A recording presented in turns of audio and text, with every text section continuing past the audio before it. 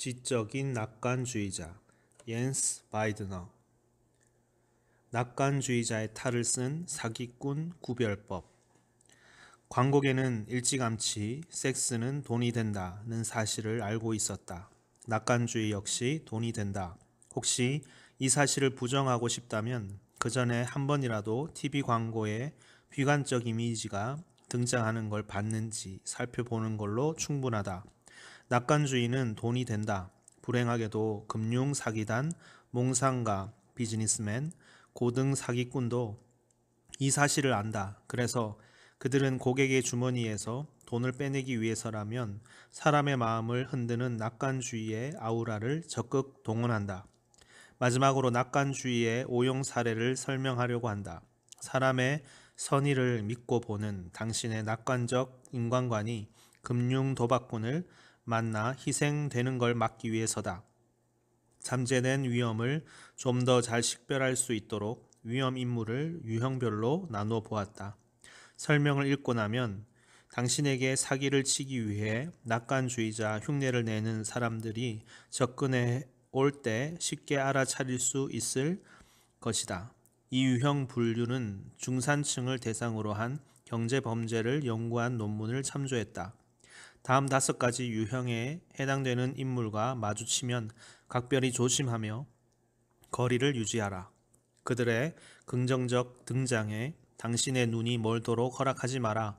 이들은 처음엔 굉장히 친절하기 마련이다. 하지만 그들이 당신의 돈이나 재산을 뜯어내고 나면 태도는 돌변한다. 그땐 이미 그들이 자신의 음흉한 의도를 실현한 이유고 당신은 그들에게 뜯긴 돈을 되돌려 받기 힘들 것이다. 오판하는 유형. 오판은 실제 경제 상황에서 자신의 전문성을 과신하거나 너무 과한 성공을 기대하는 데서 시작된다. 비극적인 건 이런 유형은 자기 확신이 너무 강한 나머지 자신이 그 사기극의 최초 피해자라는 점이다. 순진한 낙관주의자 유형과 유사하지만 순진한 낙관주의자와는 다른 한 가지는 오판하는 유형은 오직 돈에 관해서만 많을수록 좋다는 낙관주의를 고수한다는 점이다. 이 유형은 새로운 사업 아이디어에 자기가 제일 먼저 열광한 나머지 정확한 계산은 포기해버린다. 세부 사항을 알면 알수록 사기는 꺾이고 사업의 현실화가 멀어지는 만큼 그의 창의적 인재는 계산을 하지 않는 법이며 성공을 믿지 못하는 속물들이나 계산기를 두드리는 법이라고 자신부터 설득한다. 오판가는 자기 꿈을 실현하기 위해 너무 많은 빚을 진다. 특히 아이디어를 팔아 다른 사람들에게서 돈 빌리는 데 적극적이다. 하지만 일은 대부분 제대로 진척되지 않다가 실패하고 만다. 그런데도 오판가는 이런 상황을 받아들이는 걸 끔찍히도 힘들어한다. 외부의 도움을 구하는 것은 아예 실패했다고 광고를 내는 것과 동일하다고 여긴다. 그는 자신이 평가한 숫자를 미화하는 편을 택한다. 곧 됩니다는 그들이 주문처럼 입에 달고 다니는 말이다. 어떻게 그렇게 되는지는 설명하지 않는다. 그들은 실패 후에도 채권자가 몇 명인지 빚이 얼마인지를 파악하지 못한다. 그의 기분상으론 모든 게 안전지대에 있는 것 같다. 그는 현실을 알지 못하고 알려 하지도 않기 때문에 무지함에 기대, 편안함을 유지한다. 그는 항상 막연하게 회생 방법이 있으리라 기대하다가 너무 늦게 급브레이크를 밟는다. 파산했을 때조차 그는 자신의 오류를 인정하지 않는다. 대신 자신의 행동을 설명하기 위해 다양한 변명을 찾는다. 그리고 계획이랄 것도 없는 다음 계획을 늘어놓는다. 그는 비현실적 미래 구상을 매우 적극적으로 설명한다. 그리고 상황이 긍정적으로 변할 것이란 확신을 굳건히 붙들고 자신의 가능성을 과대평가한다. 더 이상 물러날 곳이 없을 때까지. 당신 맞은편에 앉은 사업 파트너가 너무 확신에 차 있다면, 그리고 너무 간절하게 자신의 미래 성공 가능성을 당신에게 팔아넘기려고 한다면, 그래서 당신의 지원이나 돈이 필요하다고 간곡히 요청한다면, 적당한 타이밍에 됐습니다. 라고 말하는 편이 낫다. 노력하는 유형. 그는 성공하려 애쓰지만 그의 실패는 이미 예견되어 있다. 의지는 훌륭하나 노하우가 부족하기 때문이다. 이런 유형은 실패했을 때 보여주는 전형적 태도를 통해 식별할 수 있다. 그는 자신에게 돈을 빌려준 사람들이나 자기가 세운 회사를 공경에 빠뜨린 딜레마를 해결하기 위해 노력한다. 심각한 재정 위기에서 빠져나오기 위해 전략을 세우고 그 안에서 최선의 해결책을 찾는 데 모든 걸 바친다. 그러다 자신에게 닥친 재앙이 절대 끝나지 않을 거란 공포를 느낀다. 호전될 징조가 보이지 않고 상황이 계속 위험하게 돌아가면 노력가는 전문가의 도움을 구한다. 자신이 망했다는 걸 받아들이는 태도는 그를 향한 동정심을 불러일으킨다. 이 대목에서 노력가는 오판가와 다르다. 노력가는 자신의 잘못을 시정하려고 하고 부채를 상환하려는 의지도 보인다. 그건 그가 채권자들과 이전부터 좋은 관계에 있었기 때문이기도 하다. 하지만 실제로는 상징적 차원에 불과하다. 갚은 돈은 부채에 비하면 세 발의 피다. 자기가 선의를 갖고 있다는 걸 보여주기 위해 선량한 제스처를 취하는 것이다. 원금 모두를 갚진 않는다. 갚으려는 노력을 하는 건 가상하지만 자기가 처한 상황이 밑빠진 독 같다는 걸 너무 늦게 알아차린 게 문제다. 그는 경보 알람이 울리는 걸 너무 오랫동안 무시해왔다. 노력가는 아이가 우물에 빠진 다음에야 꺼내보려는 손을 뻗는 사람이다. 사태의 책임감을 느끼고 문제 해결에 필요한 모든 노력을 다한다. 그게 통하면 그는 다시 희망의 세계로 돌아온다. 하지만 그에게 돈을 빌려주었던 채권자의 상황은 별로 나아지지 않는다. 그가 보여주는 태도가 조금 위안이 될 수는 있지만 엄청난 돈을 잃어버렸다는 사실엔 변함이 없기 때문이다. 언젠가 누군가에게서 사업 제안이 들어왔는데 그 사업 파트너가 너무 다정다감하고 긍정적이며 동시에 심하게 애쓴다는 기분이 든다면 당신의 경보 알람이 울릴 것이다. 그 사업에 손을 댔다가 완전히 망할 수도 있기 때문이다. 현혹하는 유형. 현혹자는 의도적으로 모두를 속여서 바닥으로 끌어내린다. 그는 지켜지지 않을 것들을 확실하게 약속하고 절대 나오지 않을 돈이 눈앞에 있는 것처럼 말한다.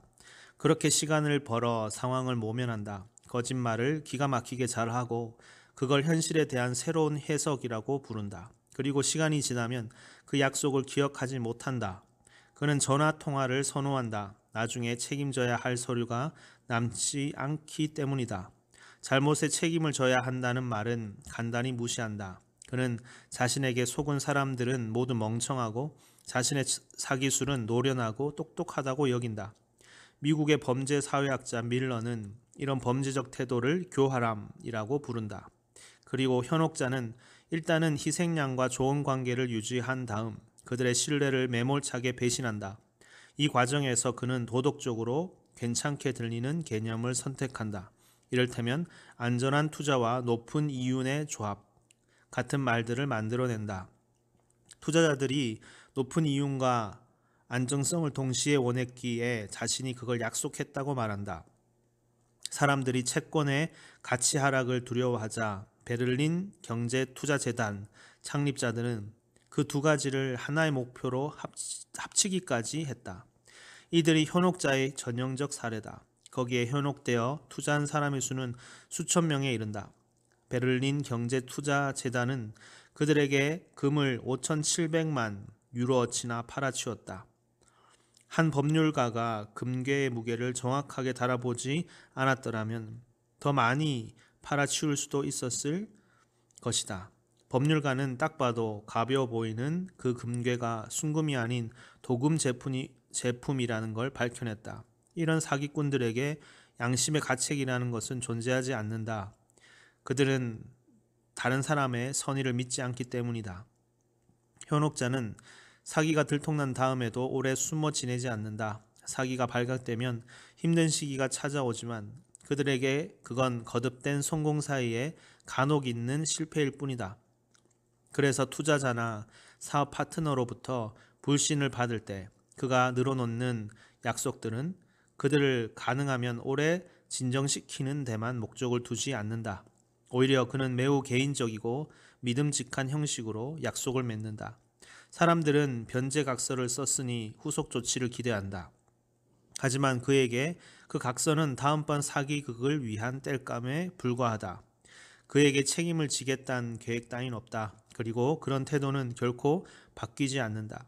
현혹자는 자신이 모종의 권력을 쥐고 있다고 느끼고 다른 사람들도 그걸 원한다고 생각하기 때문이다. 그는 똑똑한 협상가이고 신중하게 행동하며 전문적이기 때문에 너무나 위험하다.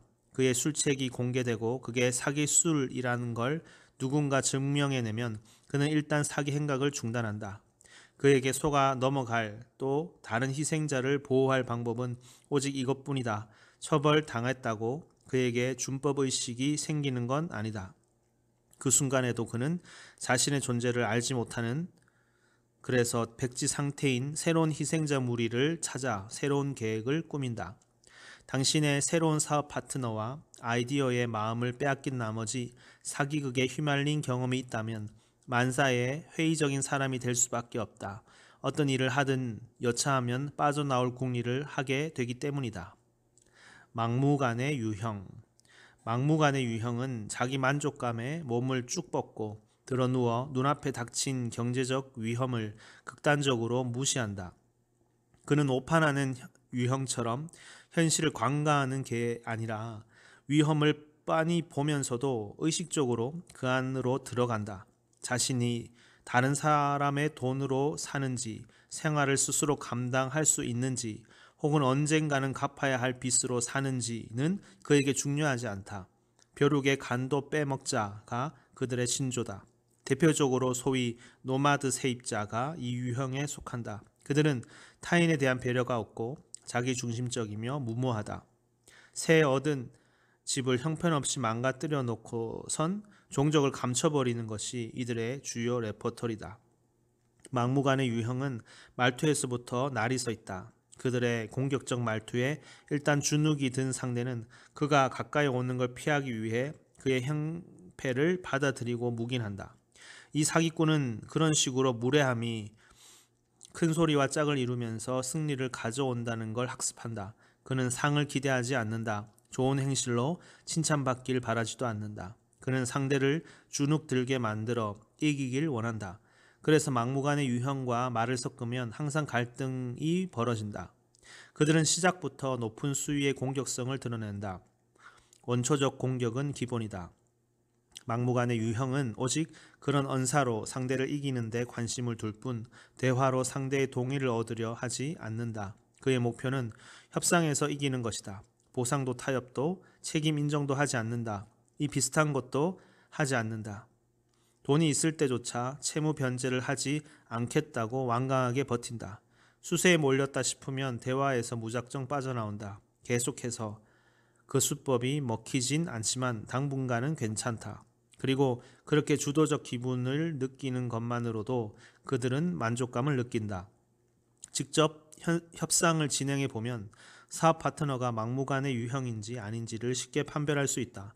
대화를 풀어가는 방식이 지나치게 경쟁적이라면 일단 의심을 하고 봐야 한다. 그들은 불쾌한 분위기를 조성해서 금방 상대를 지치게 만든다. 그리고 그걸 즐기고 선호한다. 사실관계엔 별 관심이 없고 논리도 부족하다. 그는 언론과 인터넷, 경찰과 법원까지 동원하여 협박을 일삼는다. 그리고 거기에 운이 따르면 골리앗에 맞서 싸우는 꼬마 다윗 행세를 하는 막무가내 유형을 돕는 멍청이 몇몇이 가세한다. 일단 성공하면 그는 자신의 부당함에 정당화되었다고 믿는다. 자신의 부당함이 정당화되었다고 믿는다. 그러니 당신의 대화 상대나 고객이 당신을 저돌적으로, 혹시 너무 저돌적으로 대한다면 막무가내 유형을 만났다고 판단하고 긴급 조치를 취하는 게 좋다. 즉 일단 그 사람과 도모하던 모든 일에서 손을 떼는 것이 좋다. 비이성적 소비자. 마지막 사기꾼 유형인 비이성적 소비자에게 지위 상징은 매우 중요하다. 그런 것들이 성공의 증표이기 때문이다. 이 유형은 성공한 사람일수록 지위 상징이 많다고 생각한다. 그리고 이는 자본주의 세상에서 기정사실화된 논리이기도 하다. 그는 자신의 결핍을 소비로 채운다. 여기서 비이성적이란 단서를 단 이유는 그들의 소득과 소비 간 격차가 터무니없이 크기 때문이다. 그의 행동 동기는 물질적으로 소비를 감당하지 못하면 사회에서 밀려나고 말 거라는 두려움이다. 그는 자신이 누리는 물질적 쾌락을 사치품으로 여기지 않는다. 오히려 더 많이 갖는 게 마땅하다고 생각한다. 자신은 너무 훌륭하고 섬세하며 세련된 인간이기에 일반적이고 평범한 삶은 어울리지 않는다고 말이다. 비이성적 소비자 유형은 아무 생각 없이 자신의 소비 성향을 따라간다.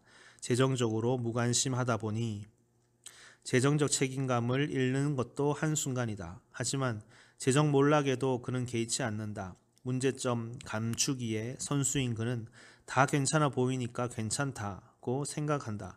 신경 써야만 하는 재정적 압박에도 신경 쓰지 않는다. 대신 카드론과 할부로 얻은 시한부 자유를 만끽한다. 그는 자기가 걸친 사치품들을 남들이 봐주기를 그리고 감탄해 주기를 원한다. 어떤 면에서 그는 대단한 순진한 사람이다. 감당할 수 없는 채무에 대한 걱정은 금세 잊고 마치 멋진 새 장난감에 마음을 뺏긴 아이처럼 신상의 유혹에 지갑을 다시 연다. 그에겐 그저 새 장난감을 갖고 놀고 싶은 마음뿐이다. 다른 사람을 희생시켜서라도. 지금까지 설명한 사기꾼 유형을 잘 기억하고 그들의 수법에 절대 넘어가선 안 된다. 그랬다간 당신이 낙관주의를 잃는 건 시간 문제다. 또한 낙관주의가 어떤 고정된 위대함의 상태가 아니라는 걸 기억하라. 낙관주의는 때론 운명의 돌팔매에 맞거나 사기극에 휘말렸을 때도 어려운 시험을 치른다고 생각하고 통과해 나가는 자세다. 이미 사기꾼 유형에 해당하는 동료나 고객을 상대하고 있다면 더 험한 꼴을 겪기 전에 가능하면 빨리 티내지 말고 조금씩 멀어져라. 그런 사람들이야말로 당신의 유쾌한 기분을 난도질하고 낙관주의자로 향하던 당신의 발을 걸어 거꾸라지게 만드는 장본인이기 때문이다. 그런 일이 일어난다면 그건 정말 안타까운 일이다.